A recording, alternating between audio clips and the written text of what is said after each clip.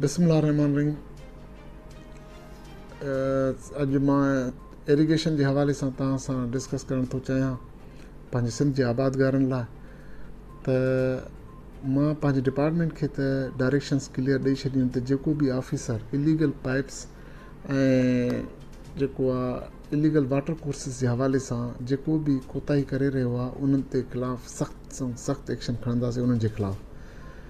तव्हां आबादगार भाइरनि खे बि हिकिड़ी अपील थो कयां त महिरबानी करे तव्हां मूं वटि, छो जो डिफरेंट ऑफिसरनि खे बि हिन वीडियो जे मैसेज जे थ्रू तंबीह थो कयां त मूं वटि कंप्लेंट्स अञा ताईं अचनि थियूं, त पाणी जी शार्टेज जी कंप्लेंट्स मूं वटि अञा कंटिन्यूसली अचनि थियूं।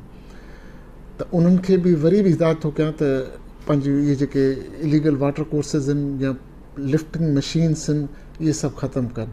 मां आबादगार भाइरनि खे बि अपील थो कयां त अगरि किथे बि अहिड़ी का शइ आहे निशानदही कनि, पर सबूत सां गॾु, ताकी उन सबूत सां असां पंहिंजे उन ऑफिसर जे ख़िलाफ़ु एक्शन खणी सघूं।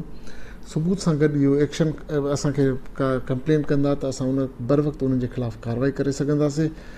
इलीगल वाटर कोर्स हुजे, लिफ्टिंग मशीन हुजे, पाइप हुजनि, पाणी जी शार्टेज जो को प्रॉब्लम हुजे, महिरबानी करे मुंहिंजे उते लोकल चीफ इंजीनियर खे कंप्लेन कयो, इंजीनियर्स खे कंप्लेन कयो। इंजीनियर जेकॾहिं उनजो तदारुक नथा कनि त चीफ इंजीनियर खे कयो। असांजो ट्विटर अकाउंट आहे इरीगेशन डिपार्टमेंट जो, उते कंप्लेन कयो ताकी मां बर वक़्तु जेका आहे उन ते कार्रवाई करे सघां। चेयरमैन बिलावल भुट्टो ज़रदारी साहब जी हिदायतुनि ते असां पूरी कोशिशि करे रहिया आहियूं। तव्हांखे पाण ख़बर आहे त पूरी सिंध में इलीगल वाटर कोर्सिस जे हवाले सां इहा मुहिम बि असां हलाई आहे। अलाह जी महिरबानी सां पाणी जी सूरत हाल काफ़ी बहितर आहे, पर उन जे बावजूदि कंप्लेंट्स अचनि थियूं ऐं असां कोशिशि करे रहिया आहियूं त ह्यूमनली मैनेजमेंट जे हवाले सां जिथे को अगरि प्रॉब्लम आहे त असां बर वक़्तु उन जे कार्रवाई करे उन ते मैनेजमेंट जी जेकॾहिं जेको कोताही आहे असां उहा बर वक़्तु ख़तमु करे सघूं।